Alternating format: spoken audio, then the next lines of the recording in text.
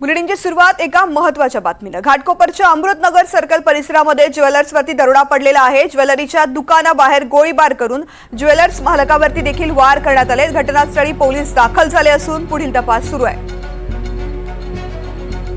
अविनाश माने या संदर्भातली माहिती देत आहेत। अविनाश, काय घडलं या ठिकाणी?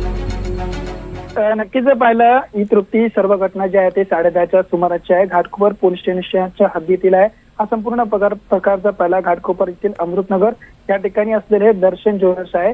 या ठिकाणी ही संपूर्ण घटना 10:30च्या सुमारास घडली की 3 इसम जे आहे ते या ज्वेलर्स मध्ये घुसले आणि चाकूचा धाक दाखवून एकूणच पाहिलं तर 3 तोळे जे सोनं जे आहे ते त्या लोकांनी तिथून चोरी केलेलं आहे। एकूणच पाहिलं त्यानंतर या चोरट्यांनी जे आहे ते एकूणच त्या चालकावरती जे आहे ते दुकान चालकावरती वार केलेला आहे। त्यामध्ये तो जखमी झालाय। त्यानंतर गोळीबार देखील केला असल्याची माहिती जी आहे ती पुन्हा समोर आलेली आहे। ती जर पाहिलं तर घटनास्थळी जर पोलीस जे आहे ते दाखल झाले, त्या ठिकाणी आता फॉरेन्सिक जी टीम आहे त्या ठिकाणी संपूर्ण दाखल झाली आणि संपूर्ण घटनेचा तपास जो आहे तो आता पोलिसांकडून केला जात आहे। एकूणच पाहिलं हे 3 जे होते व्यक्ती, हे 3 व्यक्ती जे आहे ते फरार झालेले आहेत। हा संपूर्ण घटनेचा तपास होते। हा चौथ्यांचा शोध जो आहे तो आता पोलीस त्या ठिकाणी घेत आहेत।